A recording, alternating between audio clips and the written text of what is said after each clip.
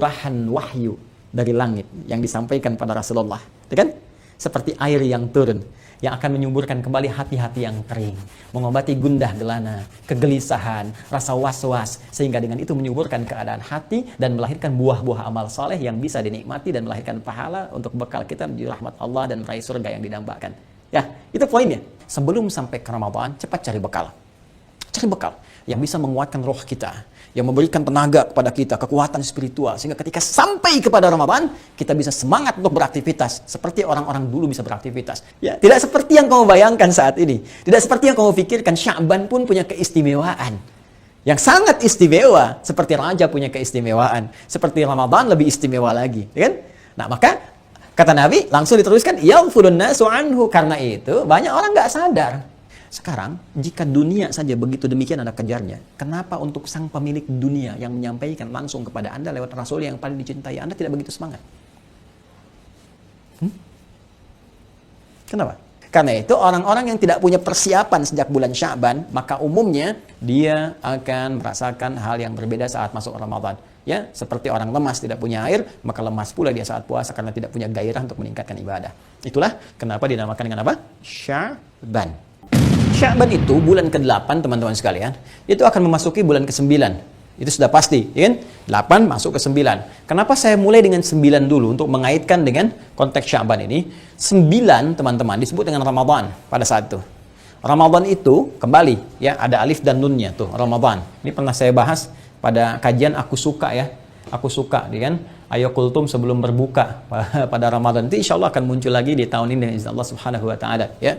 Jadi Ramadan nih, dari kata Ramadha, ada yang menyebutkan ramda, sesuatu yang panas membakar, terik membakar. Ya, kalau ditambahkan alif dengan nun, kembali ke rumus tadi, sighah mubalaghah superlatif, alif dan nun menunjukkan makna sangat. Ya, sangat. Jadi cuaca yang ekstrim, yang sangat membakar, yang keadaannya begitu terik, gitu kan, panas. Nah, jadi di waktu itu ya, di waktu itu, walaupun nanti berganti ke waktu berikutnya, ya bisa jadi musim dingin, tapi karena peristiwa awal penamaan pertamanya sangat panas terasa, maka mereka menyebut dengan nama Ramadan. Panas, terik, membakar, ya kan? Nah, kalau sudah panas, sudah terik, itu orang-orang malas untuk keluar. Ya, jangankan dulu lah, kini saja saya alhamdulillah Allah pernah izinkan tinggal di wilayah Arab gitu kan. Musim-musim panas, atau teman-teman lah di wilayah-wilayah misalnya Amerika atau di Eropa, musim panasnya seperti apa? Ya, saya pernah mendapati saat di Tripoli itu musim panas yang cukup luar biasa. Sampai kalau angin datang itu, ya kita seperti ditampar gitu. Kalau di musim panas, ya itu panasnya luar biasa dan uapnya kan sedikit. Kalau di kita itu, ya misalnya mohon izin ya, mohon maaf sebesarnya. Kalau kita kepanasan kan keluarnya keringat, gerah. Kalau taruh kerupuk misalnya kan mengerut gitu ya. Tapi kalau di Arab tidak, karena kering, uapnya sedikit, maka membakar sifatnya. Ya kalau sudah panas itu panas, ya. Bisa hitam, hidung, lestrang itu kan ya, dan seterusnya itu luar biasa. Makanya ada karunia Allah juga untuk menyesuaikan dengan iklim. Itu ada salah satu wilayah di daerah Sudan itu, ya guru saya pernah cerita, itu ada yang pigmen kulitnya itu sampai 4 ya, ada yang putih, ada yang coklat, ada yang hitam, ada yang ungu. Ada yang ungu. Dan di antara karunianya bukan untuk menunjuk rasial, bukan, tapi karunia Allah untuk menyesuaikan dengan lingkungan tempat dia tinggal. Yang putih mungkin biasalah ya, sekitar 20 kan sampai 25, yang coklat di 26 sampai 30 kan. Yang hitam itu rata-rata ya ada sampai ya 38 40 gitu, 40. Tapi yang sampai ungu itu teman-teman sekalian itu rata-rata di 45 kan, panas biasanya. Kalau udah tinggi panasnya bisa 50, bisa 55. Dan sebagian kawan kita itu kalau mau tidur disiram air dulu kasurnya supaya terasa gitu ya, nyaman saat tidurnya. Nah, tapi apa manfaatnya bagi orang sekitaran? Ya Masya Allah. Ya kan? Bagi orang yang coklat ke hitam sangat tidak bisa menyesuaikan. Tapi di lingkungan orang yang hitam misalnya, ya panasnya yang cukup terik, jangan dilihat kulitnya. Tapi bagaimana dia bisa menyesuaikan dengan lingkungan? Dia bisa beraktivitas normal-normal saja. Nyaman, siang-siang panas biasa saja gitu kan. Ya bahkan di yang ungu apalagi gitu kan. Ada banyak paket hemat untuk bisa masak telur, bisa cepat matang gitu kan. Beraktivitasnya nggak takut hitam lagi, udah ungu gitu kan. Tapi kuat gitu keadaannya, sudah bagus, sudah luar biasa. Nah itu hikmahnya diantaranya. Nah ini, tapi poinnya adalah dengan sesuatu yang panas, terik dan sebagainya, pada umumnya orang-orang Arab itu ya merasa kesulitan untuk beraktivitas. Sulit gitu kan. Nah, yang paling berbahaya itu sumber air. Kalau sudah kering, sudah terik, otomatis ya sumber-sumber air itu bisa kekeringan, bisa kosong. Karena itu apa yang mereka lakukan? Sebelum datangnya bulan yang ke-9 Ramadan, terik panas itu, maka mereka kompak membagi-bagi tugas-tugas kelompok. Mengelompok, dibagi-bagi. Ya, suku A, suku B, suku C dikelompokin oleh mereka. Ya, ada yang jaga di rumah, ada yang berangkat semua. Nah, masing-masing itu ditugaskan oleh mereka menyebar untuk mencari sumber air. Berpencar, mencari sumber air, kumpulin supaya bisa diambil, kemudian disiapkan untuk memenuhi kebutuhan bulan ke-9, yaitu bulan Ramadan. Karena itu, kenapa bulan ke-8 disebut dengan Sya'ban? Secara kultural, orang-orang Arab pada masa itu, mereka namanya dengan Sya'ban karena mereka membagi masyarakat ke dalam kelompok-kelompok, yang kelompok-kelompok itu berusaha menemukan sumber air, yang dengan itu mereka bisa melakukan persiapan sebelum tibanya bulan yang ke-9 yang panas, terik, membakar, sehingga tidak mudah bagi mereka menemukan sumber air kembali karena situasi sumur-sumur bisa kering pada masa itu. Nah, ini terkait dengan aspek kulturalnya. Nah, kemudian apa kaitannya dengan di era Islam? Ya, karena pada masa Islam pun sampai dengan kini teman-teman sekalian sudah kurang lebih 1442 Hijrah. Ya, sudah masuk kita ke abad ke-15 dari sejak Nabi SAW hijrah dari Makkah Al-Mukarramah ke Al-Madinah Al-Munawwarah. Sampai sekarang pun dipertahankan nama Sya'ban ini dengan pemaknaan syariat yang sangat luar biasa. Jadi saya menariknya begini, ada sesuatu yang secara kultur ya, secara kultural, secara budaya itu, ya sebetulnya kalau nggak bertentangan dengan syariat, itu syariat mengakomodir, dipertahankan, bahkan disupport. Jadi jangan selalu mempertentangkan syariat dengan budaya, enggak juga. Ya, Islam itu sangat menghargai, sangat menghargai. Di Indonesia apalagi ada budaya A, budaya C, budaya B dan sebagainya. Ya, bagi pemeluk Islam, karena undang-undang juga menjamin pasal 29 ayat 2, negara menjamin kemerdekaan tiap-tiap penduduk untuk memeluk agamanya masing-masing dan beribadah menurut agama dan kepercayaannya itu. Ya, bahkan Pancasila menjadikan menjadi dasar yang pertama ketuhanan yang Maha Esa. Dalam konteks ini agama memberikan tuntunan. Ini loh, menurut syariat Islam kalau ada budaya-budaya yang seperti ini baik, bagus, ayo support, ayo dorong. Di jahiliyah juga begitu. Ada budaya-budaya yang dipertahankan oleh Islam sampai dengan kekinian. Di antaranya apa? Nama-nama ini. Nama-nama yang berkembang. Nanti bahkan ada nama-nama yang melekat pada gelar. Misalnya Abu dan sebagainya. Itu jangan dikira nama Islami, bukan. Itu sejak jahiliyah sudah ada.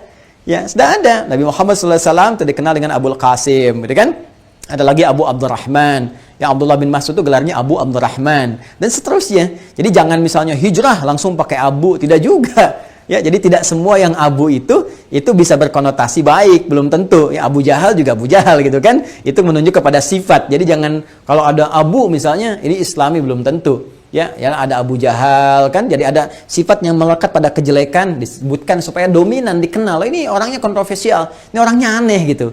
Nah, itu kan sebutan masyarakat. Yang paling aneh kalau menyebut dirinya sendiri misalnya dengan sifat jelek, ya menggunakan kata Abu, itu paling aneh gitu. Ya, karena di Arab pun itu sebutan-sebutan umum dari masyarakat. Biasanya kalau menyebutkan penghargaan baik itu pada anak pertama sebagai doa.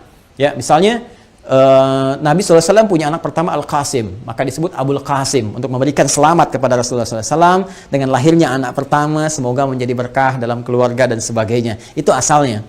Nah, termasuk ini teman-teman sekalian. Ya, dalam konteks ini penamaan-penamaan tahun Hijriyah sepanjang ya itu asalnya dari pra-Islam sebelumnya, nama-nama baik. Kemudian ketika masuk Islam nggak bertentangan, bahkan maknanya ada korelasi dengan nilai-nilai dalam syariat Islam. Apa di antara korelasinya? Mari kita lihat. Jika dalam kultur Arab pada masa itu, mereka mengumpulkan air sebelum tibanya Ramadan, dalam konteks budaya, penamaan pada masa itu adalah menunjuk pada nama waktu yang begitu panas, terik, membakar, dan seterusnya.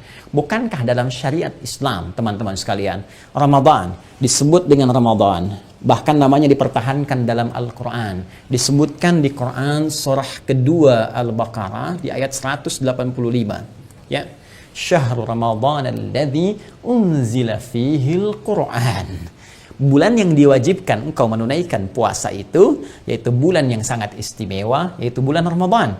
Ya, yang engkau pahami dengan panas, terik, membakar dan sebagainya, yang pada bulan itulah diturunkan Al-Quran untuk menunjukkan kemuliaan Ramadan yang diwajibkan puasa pada masa itu.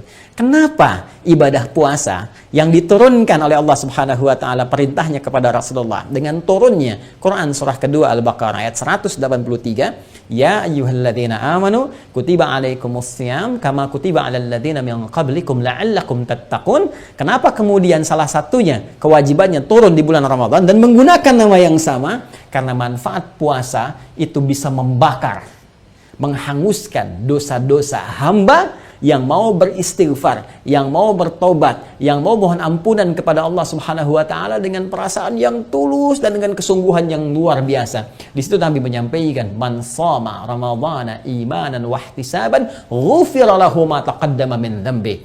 Siapa tanpa kecuali, siapapun, ya, besar kecil, tua muda, ya, laki-laki perempuan, muslim beriman, kalau dia menunaikan puasa Ramadannya dengan penuh kesungguhan, ketulusan, ikhlas, dan bermuhasabah, berintrospeksi, memohon ampunan kepada Allah Subhanahu wa taala, maka hal pertama yang Allah anugerahkan kepadanya adalah membakar semua dosa-dosanya, menghanguskan, menggugurkan seluruh dosa-dosanya. Ghufira lahu ma taqaddama min dzambi. Allah ampuni seluruh dosa-dosa yang pernah ia kerjakan pada masa-masa yang lalu dengan taubat yang benar.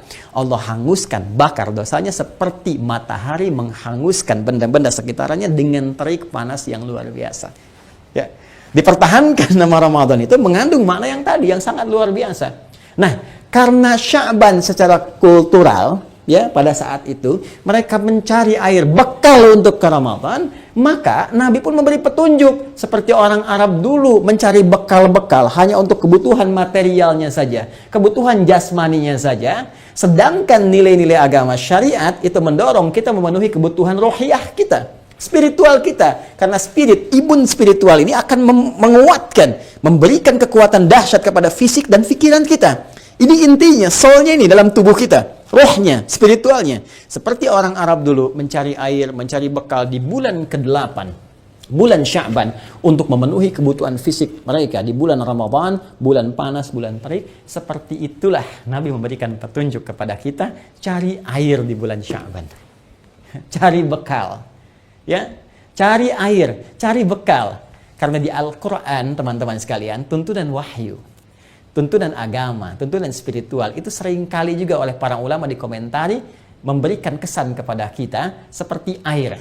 Ya, air secara fisikal yang turun dari langit berupa hujan, menumbuhkan tanam-tanaman, menggemburkan yang kering, menyuburkan kembali, kan? Menumbuhkan tanaman, melahirkan buah-buahan, banyak manfaatnya. Seperti itu pula curahan wahyu dari langit yang disampaikan pada Rasulullah, kan? Seperti air yang turun, yang akan menyuburkan kembali hati-hati yang kering, mengobati gundah gelana, kegelisahan, rasa was-was, sehingga dengan itu menyuburkan keadaan hati dan melahirkan buah-buah amal saleh yang bisa dinikmati dan melahirkan pahala untuk bekal kita menuju rahmat Allah dan meraih surga yang didambakan. Ya, itu poinnya. Jadi kalau orang Arab dulu mencari air untuk kebutuhan fisik, maka di bulan Sya'ban Nabi memberikan petunjuk cari bekal. Cari air-air wahyu. Itu ibaratnya, kata kiasannya. Ya, cari petunjuk-petunjuk wahyu. Cari, penguat dahaga.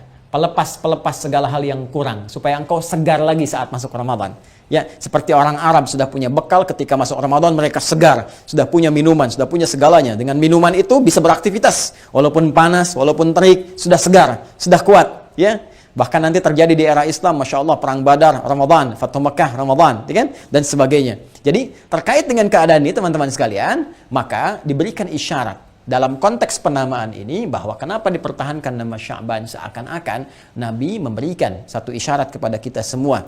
Sahabat-sahabat meneruskan kepada kita semua. Nanti kita akan lihat kenapa saya sebut Nabi, kita akan turunkan nanti riwayat-riwayatnya. Bahwa sebelum sampai ke Ramadan, cepat cari bekal. Cari bekal yang bisa menguatkan roh kita, yang memberikan tenaga kepada kita, kekuatan spiritual, sehingga ketika sampai kepada Ramadan, kita bisa semangat untuk beraktivitas, seperti orang-orang dulu bisa beraktivitas. Orang jahiliyah aja semangat beraktivitas. Kenapa kita yang sudah lewat dari jahiliyah menjadi lemah, menjadi banyak tidur, kan? Menjadi banyak lemasnya, menjadi jarang beraktivitas, sementara orang-orang dulu membangun kekuatan yang sangat luar biasa di Ramadan. Mereka bisa manfaatkan siang dan malamnya. Ada yang khatam Quran sehari sekali, ada yang sehari 2 kali. Ada yang Masya Allah malamnya hidup luar biasa, siangnya beraktivitas luar biasa. Jadi jangan sampai nanti ada alasan, bahkan menggunakan hadis palsu, ya siyamus shaimi ibadatun, tidurnya orang puasa adalah ibadah, itu hadis palsu, cepi.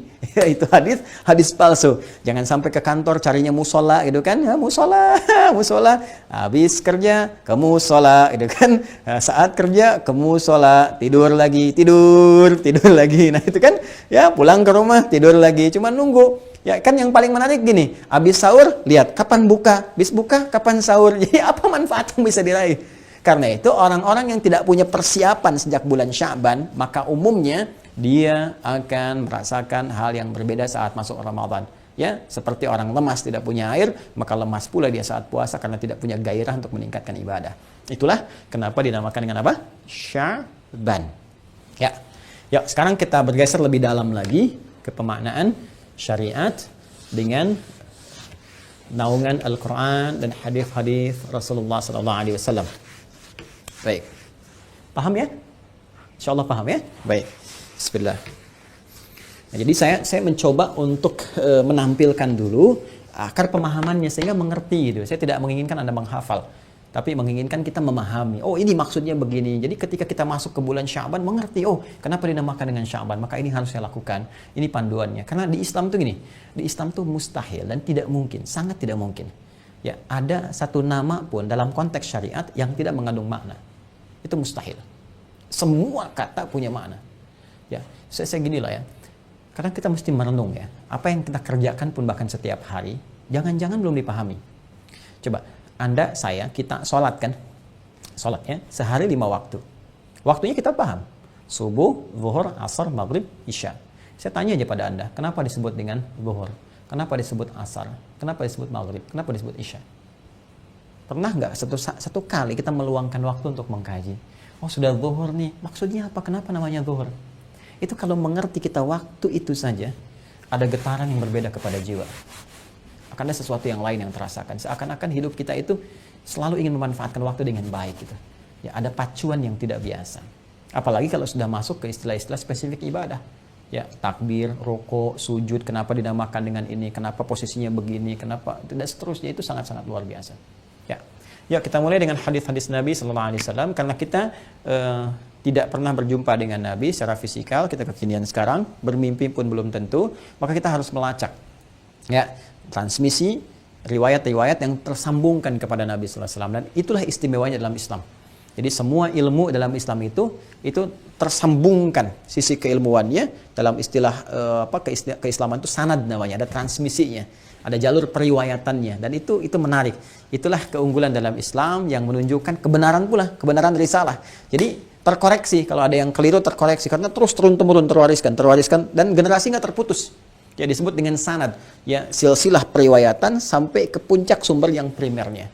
Nah, karena kita nggak berjumpa dengan Rasulullah SAW, maka kita harus melacak sumber-sumber ini sampai menuju ke Nabi SAW. Nah, yang paling punya peran besar untuk menyampaikan itu kepada kita adalah para imam-imam ahli hadis, ya, yang mereka mengumpulkan kitab-kitab riwayat dari turun-temurun, dari mereka dapat dari siapa, gurunya dari siapa lagi, dan itu sangat luar biasa akurat dan otentisitasnya dipertanggungjawabkan karena nyambung semua dan bisa dilacak bahkan dalam aspek sejarah. Dan paling menarik, para ulama kita selain punya kitab-kitab sanad, kutub itu kitab-kitab, jamak dari kata kitab, ya, kutub, ya, punya buku-buku sanad yang transmisi riwayat itu, ada sejarah lagi yang membuktikan bahkan ke orang-orangnya. Ini si fulan ini siapa, kebiasaannya apa, dan sebagainya. Nanti kita akan tunjukkan saat masuk dengan izin Allah ya. Kalau nanti ada kajian tentang ilmu hadis, saya akan tunjukkan beberapa referensi. Kita belajar dengan metode cepat untuk memahami. Nanti kalau ada waktu, kita belajar insya Allah ya. Misalnya kalau mendengar, ada rumus cepat nih. Dengar hadis begini saja, oh ini pasti palsu.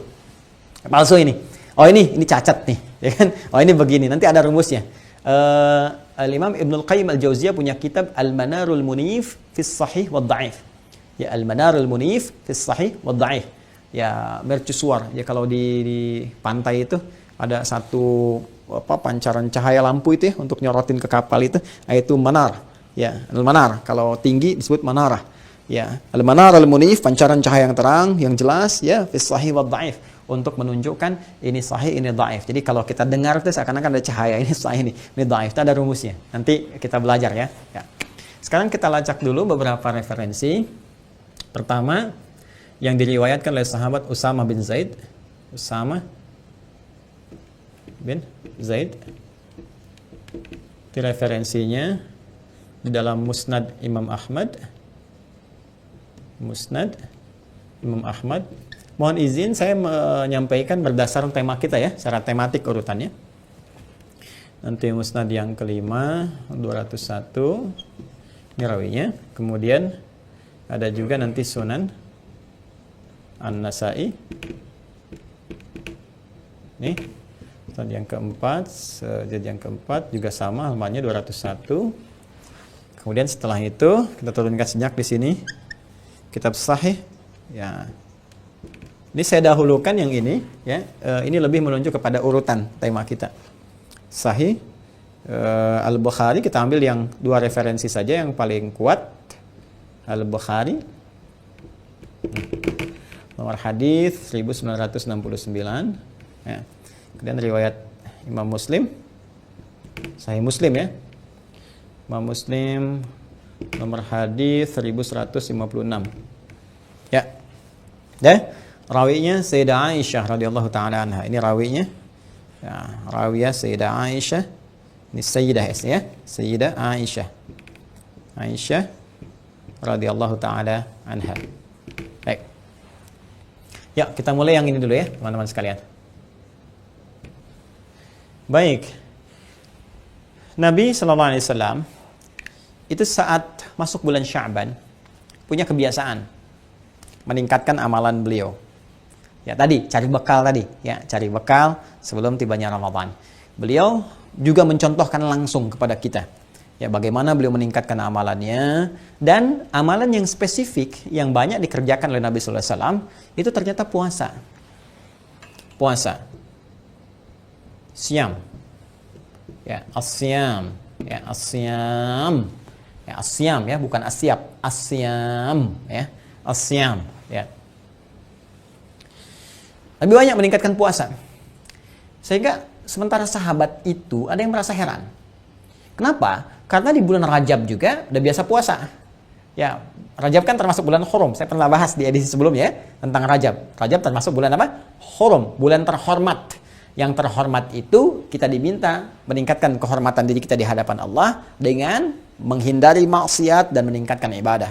Saya pernah sampaikan ada satu ibadah spesial yang saat dikerjakan kita bisa meningkatkan ibadah kita sekaligus mencegah maksiat, itu puasa. Karena itu di bulan-bulan Hurum, bulan-bulan Hurum ada 4. Ya, 3 berurutan, 3 mutawaliyat dan 1 terpisah. Ya, kemudian Dzulqa'dah, Dzulhijjah, Al-Muharram bulan 11, 12, bulan 1, kemudian bulan ke-7 Rajab, wa Rajabun Mudhar. Ya, ma baina Jumada wa Sya'ban. Baik, itu biasa puasa. Nah, kemudian Ramadan juga iya, puasa sudah pasti karena ada kewajibannya dengan turunnya Al-Baqarah ayat 183 gitu kan. Nah, sementara di Sya'ban Nabi SAW puasa juga.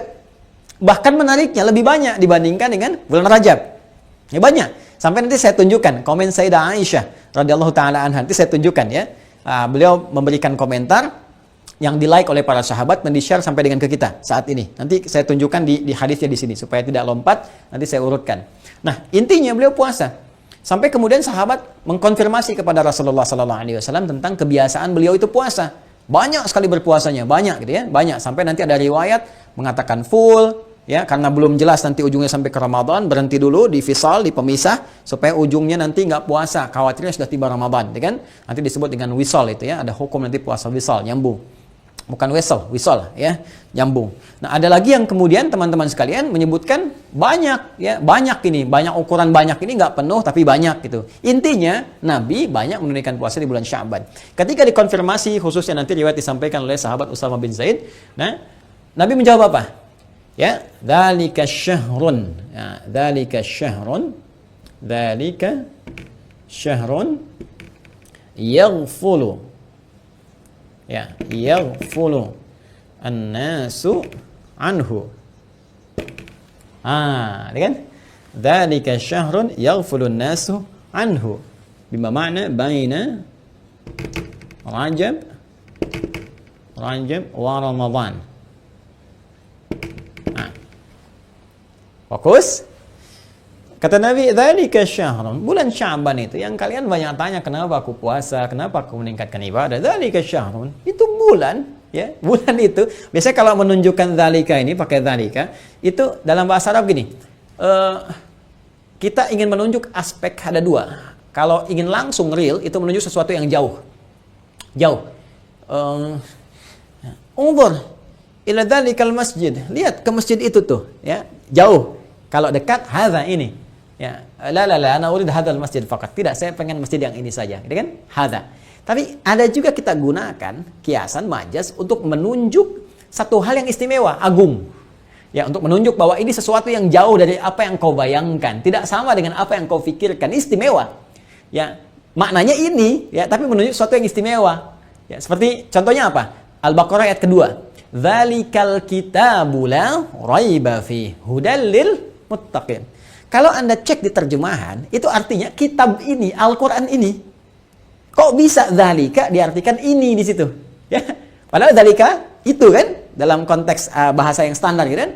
Kenapa diartikannya ini tapi menggunakan dzalika, diksinya kalimatnya itu ingin mengungkapkan sesuatu yang agung. Karena asalnya begini, kalau kita bedah itu dzalika itu dza lam dengan kaf. Dza-nya dari hadza, kan? Kalau kita ingin ambil konteks yang majaznya ya, yang menunjuk sesuatu yang agung ya. Dza-nya ke hadza, lamnya lamul bu'di, lamul bu'di. Ini agak dalam ngajinya sedikit ya. Kafnya kaful khitab. Kaful khitab menunjuk kepada yang diajak bicara. Ya, yang dikhitab, diajak bicara. Ya, dza artinya ini, lamul bu'di menunjuk yang jauh, kaful khitab. Jadi saat Al-Qur'an diturunkan, ya itu banyak orang yang mencibir Nabi, yang komen gak bagus, mencela Nabi, menuduh Nabi, ya, bahkan meragukan Al-Qur'an, ada yang ingkar sampai nuduh, ya. Jadi kalau cuman meragukan syakka ya syukku. Ya, syakka ya syukku. Tapi kalau ragu sambil nuduh, ya, kayaknya bukan ya. Al-Qur'an itu bukan dari wahyu Allah itu. Tapi nuduh itu rekayasa Muhammad aja kayak SAW. Ya, itu rekayasa. Muhammad itu penyair, Muhammad itu penyiir, tuduhan orang-orang dulu. Mereka itu meragukan sekaligus tuduh. Di dalam bahasa Arab disebut dengan raba, ya rubu raiban, raib. Ya, makanya ketika mereka mohon maaf mencibir Nabi, mengejek Nabi, menuduh Nabi, turun pembelaan langsung dari Allah Subhanahu wa taala. Hei, dzalikal kitab, kitab ini, Al-Qur'an ini, ini, ya, jauh sekali kamu dari apa yang kau bayangkan, dari apa yang kau pikirkan, dari apa yang kau tuduhkan. Ya, dzalikal kitabu la raiba fi. Tidak pantas kamu menuduh Nabi SAW. Tidak pantas kamu menuduh Al-Qur'an. Gak ada keraguan di dalamnya. Gak seperti yang kamu tuduhkan. Ya, kamu nuduh tapi gak punya bukti. Itu kalau kita ngaji agak dalam temukan keindahan ini. Apa kaitan dengan pembahasan kita? Kata Nabi, dzalika syahrun. Kalau kita ingin turunkan ini dengan pemaknaan agung, menunjuk keagungan, bulan itu, Sya'ban itu sebetulnya agung. Tidak seperti yang kamu bayangkan. Ya, tidak seperti yang kamu gambarkan. Bukan cuma Rajab saja yang sebelumnya kamu puasa, menjaga kehormatan. Sya'ban juga punya keistimewaan. Gitu cara memahaminya. Ya, tidak seperti yang kamu bayangkan saat ini. Tidak seperti yang kamu pikirkan. Sya'ban pun punya keistimewaan yang sangat istimewa, seperti Rajab punya keistimewaan, seperti Ramadan lebih istimewa lagi, kan? Nah, maka kata Nabi langsung diteruskan, yaghfulun nasu anhu. Karena itu banyak orang nggak sadar. Ya, ghaflah itu lalai, yang nggak sadar, ya, nggak sadar. Banyak orang nggak sadar bahwa itu tuh punya keistimewaan, kata Nabi, ya. Nah, maka pertama Nabi menunjukkan Sya'ban itu yang mana letaknya supaya nggak salah. Ya, kalau orang-orang dulu sudah mengerti pasti letaknya di situ, kan? Tapi bagi kita sekarang kan mencari, coba anak-anak sekarang, ya, tanya aja sekarang. Ayo coba bulan Safar bulan keberapa? Apa? Sabar? Bukan Safar. Ya Safar sih kok so good maaf. Gitu. Bukan itu. Bulan Safar bulan keberapa? Ya, oh Safar perjalanan maksudnya. Papa mau Safar, tuh kan? Coba tanya Safar bulan keberapa? Ya, Syawal bulan keberapa? Tuh. Coba dicek lagi generasi TikTok nih yang sekarang nih. Ya, jadi kembalilah untuk mengejar kembali, ya, mendalami kembali agama dan sebagainya, supaya kita mendekatkan diri kepada Allah dengan cara yang lebih baik. Maka Nabi berikan kisi-kisi kepada kita. Baina Rajab wa Ramadan. Sya'ban yang dimaksudkan yang istimewa ini baina, di antara Rajab bulan ke-7 wa Ramadan bulan ke-9. Ya. Jadi antara 7 dan 9 berarti berapa? 8. Ya. Berapa? 8. Ini bulan ke-8 Sya'ban. Apa yang istimewa di situ? Pertama, kata Nabi, turfa'u fihil a'mal.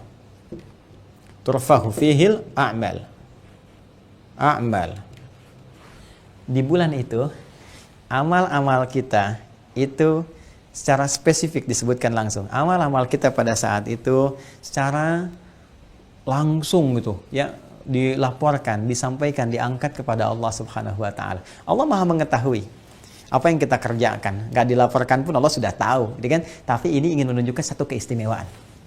Ingin menunjukkan apa? Satu keistimewaan. Bagaimana malaikat banyak kemudian ya melihat amalan kita, menyampaikan kepada Allah langsung, itu kebanggaan. Ya, saya gambarkan ginilah. Anda aja kalau ada pejabat tinggi diundang, datang, bangga kan? Apalagi kegiatan Anda disampaikan. Anda kerja nih, pekerjaan Anda. Terus setiap kali kan dipantau. Ada pengawas, pimpinan juga tahu, supervisor tahu pekerjaan Anda tiap hari. Tapi kalau disampaikan begini, hey, khusus bulan Maret nanti, itu semua pengawas akan melaporkan pekerjaan Anda di bulan itu kepada saya, kata pimpinan. Ya kan? Bukankah pada saat itu Anda akan sungguh-sungguh? Walaupun setiap hari dipantau, kerjaan Anda kan dipantau.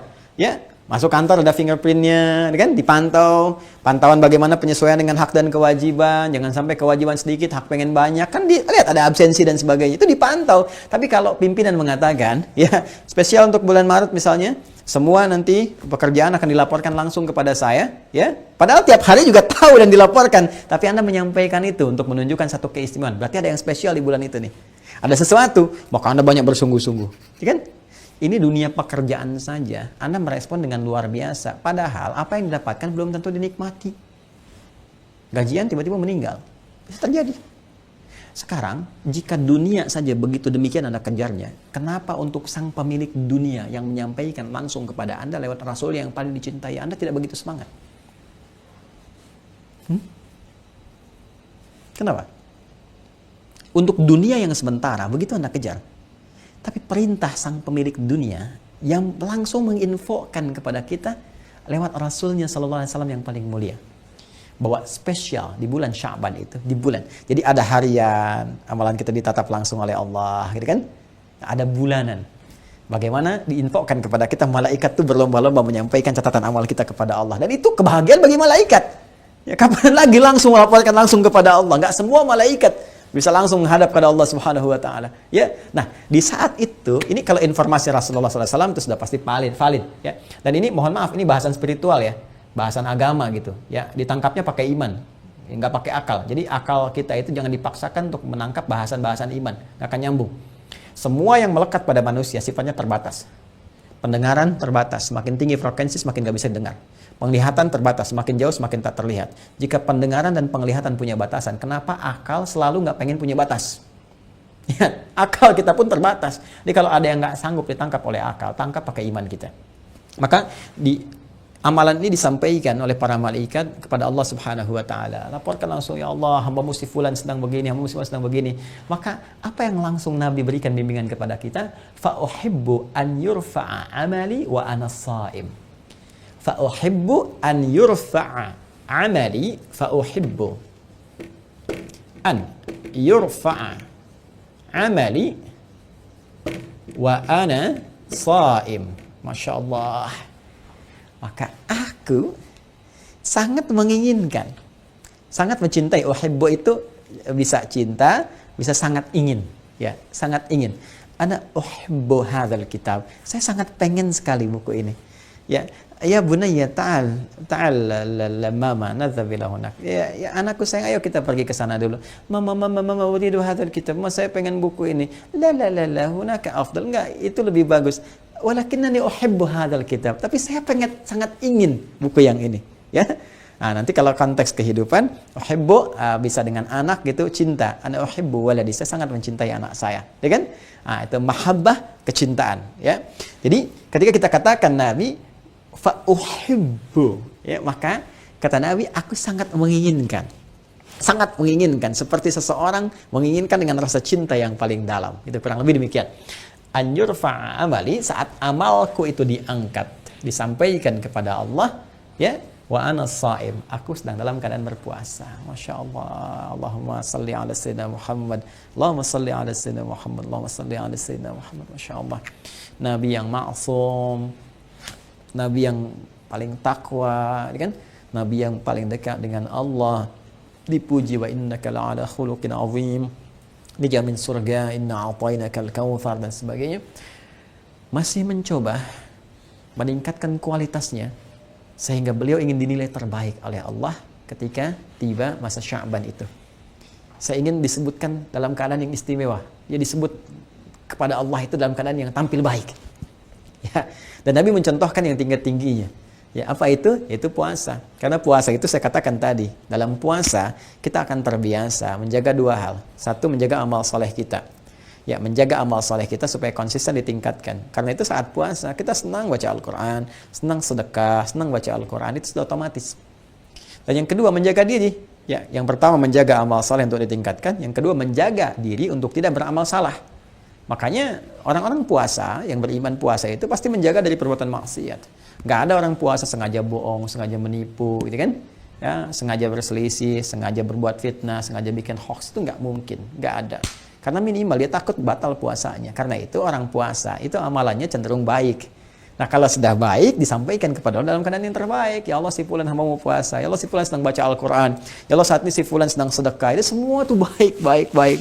Maka Anda bisa bayangkan Nabi dalam kondisi bulan Sya'ban itu, kenapa diantaranya beliau menyampaikan ya kepada kita semua bahwa beliau terbiasa menunaikan puasa, itu salah satunya rahasia terbesarnya. Satu, Sya'ban punya keistimewaan. Istimewa pertama yaitu diangkat dan disampaikannya kan ya amalan langsung seorang hamba.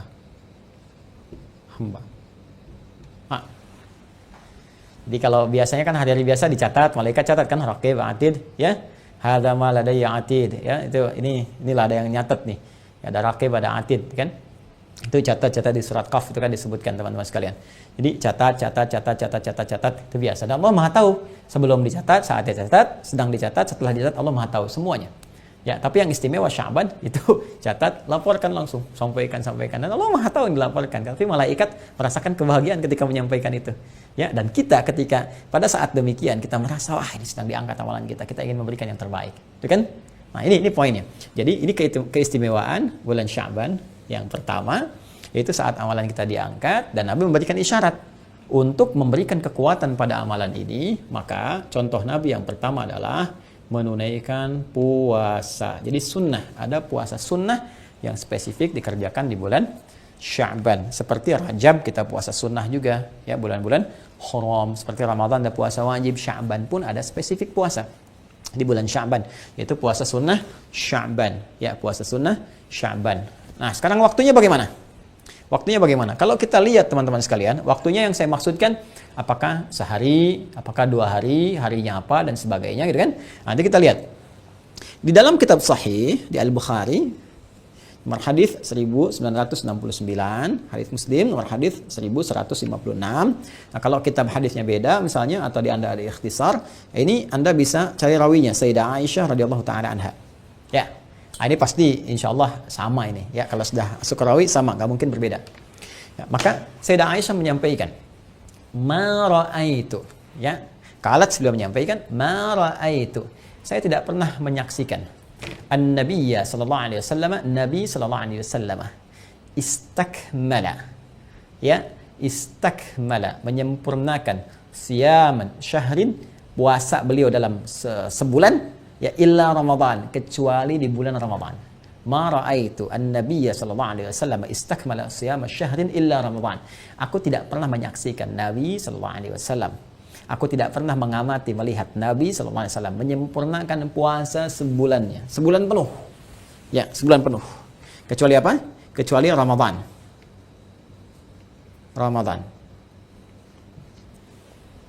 Belum selesai hadisnya. Ya.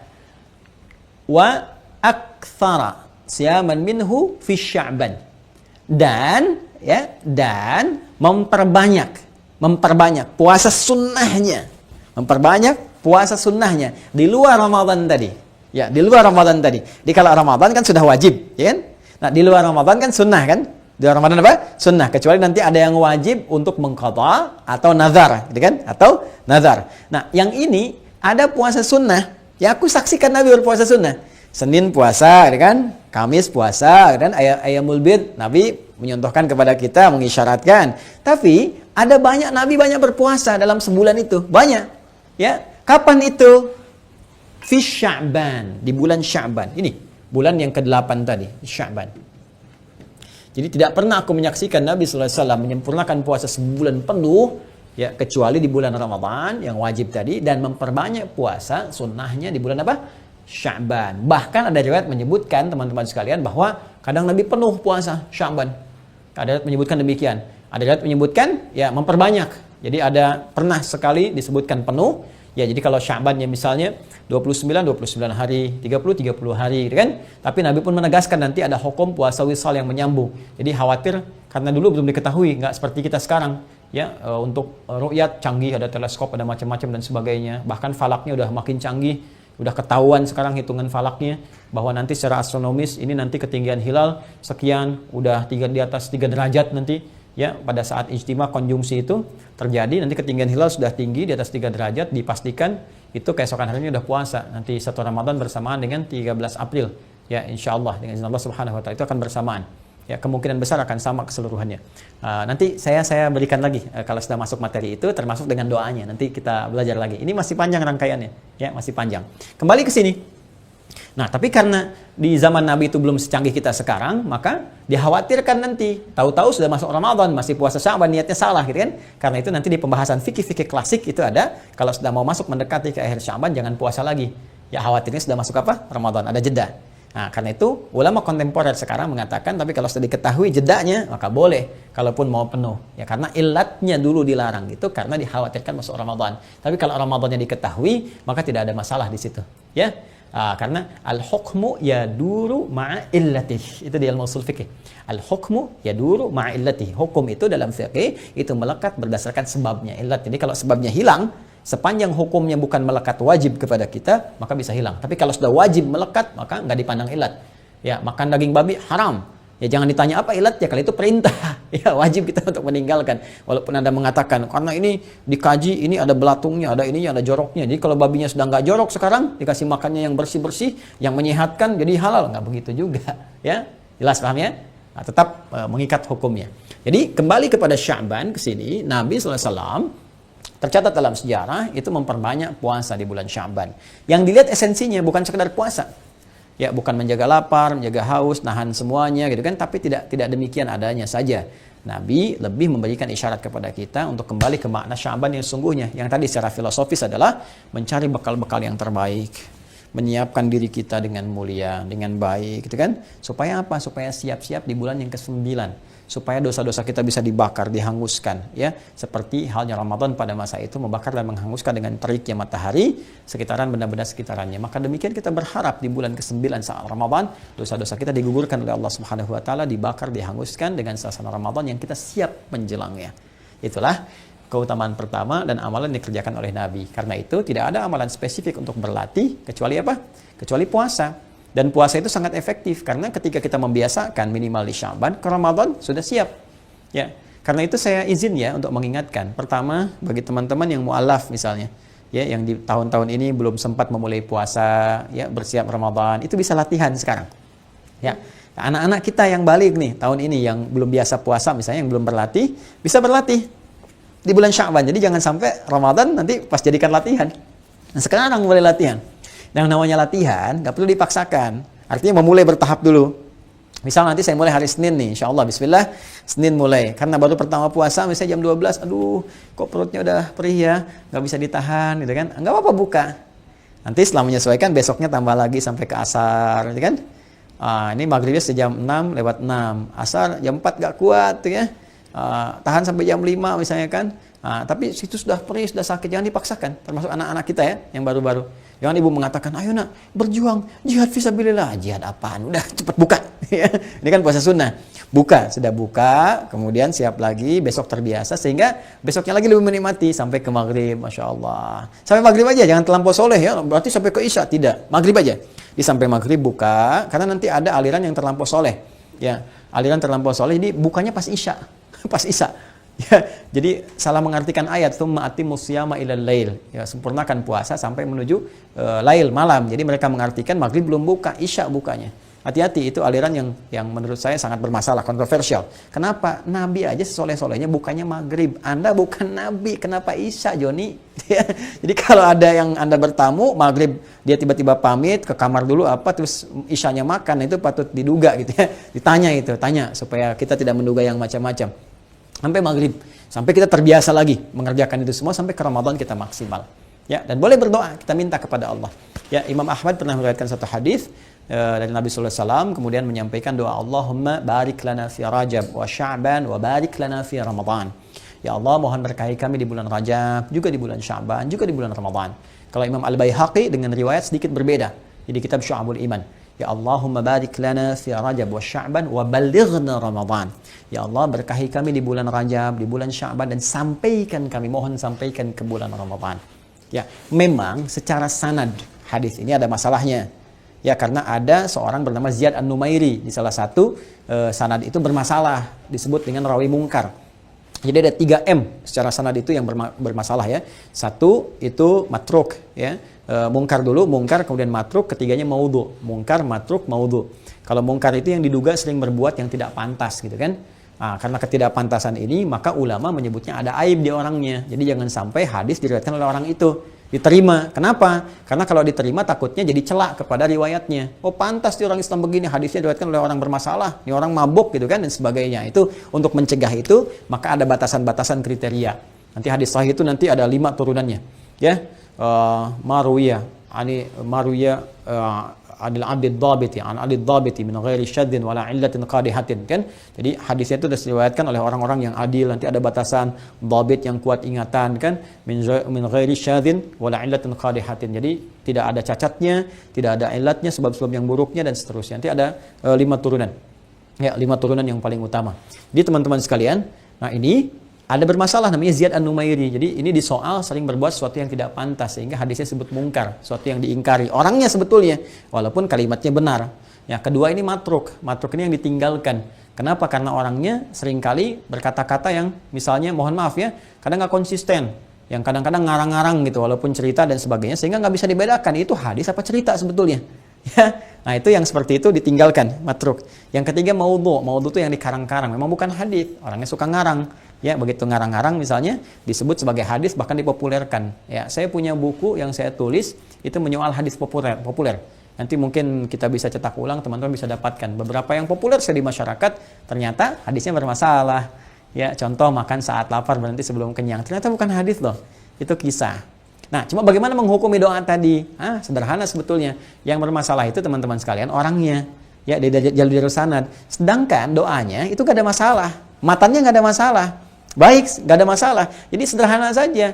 Bacaannya itu gak apa-apa. Yang kita tepikan tuh orangnya. Ya, kalaupun kita nggak anggap sebagai hadis, ya anggap sebagai doa saja. Kita tepikan hadisnya kalau dianggap sebagai bagian bermasalah. Ingat, jangan dipotong ya ceramah saya. Yang saya maksudkan menepikan sanad dalam konteks tadi. Sanadnya simpan saja. Toh kita abaikan sanad pun dengan berdoa, isi doanya nggak ada masalah. Saya tanya Anda begini, boleh nggak kalau saya berdoa begini? Ya Allah, anugerahkanlah keberkahan kepada hamba dan keluarga, saudara-saudara hamba ya Allah, kerabat-kerabat hamba di bulan Rajab, di bulan Sya'ban yang saat ini ya Allah. Dan hamba mohon ya Rabb, sampaikan kami semua ke bulan Ramadan ya Allah. Mohon sampaikan ya Allah, berikan kesehatan, kebaikan, kebahagiaan bagi kami. Berkahi kami di bulan Sya'ban ini, sampaikan ke bulan Ramadan. Saya tanya boleh nggak? Anda jawab boleh. Nah, itu bahasa Arabnya. Allahumma barik lana fi Rajab wa Sya'ban wa balighna Ramadan. Itu bahasa Arabnya, Cepi. Nah, itu. Jadi sama aja ketika kita pakai bahasa Arab itu seperti itu. Intinya Nabi meminta kepada kita saat masuk pertama bulan Sya'ban itu ya membiasakan puasa dan memperbanyak doa. Kita berdoa. Ya, jadi maksud saya gini, saya tidak ingin kita berdebat, berdiskusi masalah, oh ini dhaif. Ini Anda belajar ilmu hadis dulu. Nanti di ilmu hadis itu dijelaskan. Ini loh, dhaif ini dalam perkara-perkara ibadah, perkara-perkara usul ini nggak boleh tolak semuanya. Tapi kalau perkara-perkara amal-amal, afdhaliyatul amal, amal-amal utama, sepanjang tidak parah atau matannya tidak bermasalah, itu nggak ada masalah. Karena tanpa riwayat, tanpa yang riwayat tadi pun rawi-rawinya, nggak tanpa orang-orangnya, toh kalau kita baca biasa pun diposisikan sebagai doa, itu nggak ada masalah. Jelas ya? Jadi intinya silahkan perbanyak doa bulan Sya'ban ini, minta kepada Allah kebaikan, minta kemuliaan, minta dikuatkan untuk berikhtiar, beramal dan sebagainya, lalu berlatih ini. Nah, apakah sampai di sini saja? Tidak. Ternyata Sya'ban itu diantara keistimewaannya, ada awalnya, sekarang kita di fase-fase awal, ada pertengahannya. Ya, pertengahan itu bahasa Arabnya nisfun. Sya'ban, nisfu Sya'ban. Nah, sekarang apa keistimewaan di pertengahan Sya'ban, nisfu Sya'ban itu? Apakah benar seperti yang masyarakat kerjakan sekarang? Atau ada referensi di hadisnya yang memang ada amalannya, tapi nggak seperti yang masyarakat duga kekinian? Atau memang benar seperti itu, cuman caranya ada yang harus disempurnakan? Nah, itu nanti ada bahasan tersendiri, termasuk di akhir Sya'ban ya. Jadi memang Sya'ban ini awalnya ada keistimewaan, sudah kita bahas, tengah-tengahnya ada keistimewaan, dan akhirnya ada keistimewaan. Dan akhir Sya'ban itu nanti akan menjadikan sebuah kurikulum yang mengantarkan kepada pembahasan Ramadan. Sehingga saat Ramadan datang itu seperti tamu mau datang, kita terima, sudah siap kita. Sudah punya bekal. Ya, seperti tamu mau datang ke rumah, kita sudah siap, ada bekalnya, ada segalanya, ada macam-macam. Lalu kita katakan, "Selamat tiba. Silahkan datang." Gitu kan? Ya, kemudian silahkan duduk nyaman, silahkan nikmati dengan segala kenyamanan yang ada saat ini. Ahlan wa sahlan wa marhaban. Ya, Masya Allah, urahibu bika. Saya menyambut Anda dengan segala kelapangan jiwa, kekuatan dan sebagainya. Rahiba yarhabu, menyambut sesuatu dengan lapang, dengan nyaman, dengan penuh kesiapan. Ya, rahaba yurahibu, itu berusaha melapangkan diri, menguatkan diri sehingga kita bisa menyambut sesuatu dengan lapang dan baik. Nah, kata keterangannya, sifatnya disebut dengan tarhib. Rahaba yurahibu tarhiban. Tarhib itu usaha untuk menyiapkan diri, sehingga kita bisa menyambut dan menerima sesuatu yang datang dengan lapang, dengan siap, dan dengan mudah. Maka dari sini ada istilah tarhib Ramadan. Bagaimana kita menyambut Ramadan akan datang di bulan depan dengan penuh kelapangan, dengan penuh kenyamanan, dengan penuh keindahan, dan dengan penuh kesiapan. Sehingga saat datang kita ucapkan marhaban ya Ramadan, selamat tiba. Ya wahai Ramadan, selamat tiba wahai segala keutamaan, wahai segala keistimewaan amalan, wahai segala ampunan yang datang dari Allah, segala rahmat dan segala kemuliaan. Kita sudah siap. Apa yang diperintahkan? Sami'na wa ata'na. Sami'tu wa ata'tu. Itu kurikulumnya. Tapi bagaimana menyiapkan diri kita untuk tarhib yang sesungguhnya? Kita akan teruskan episode ini pada pekan-pekan yang selanjutnya insya Allah. Ya. Nah, supaya nanti lebih terukur. Saya khawatir kalau bahas sampai subuh yang didapatkan cuma 1-2 poin. Tapi kalau seperti ini, kita bisa pecahkan sedikit-sedikit. Lalu kita isi dulu awal sampai ke pertengahan, nanti masuk tengah-tengah bahas lagi. Sehingga amalannya sesuai dengan waktu-waktu yang kita iri.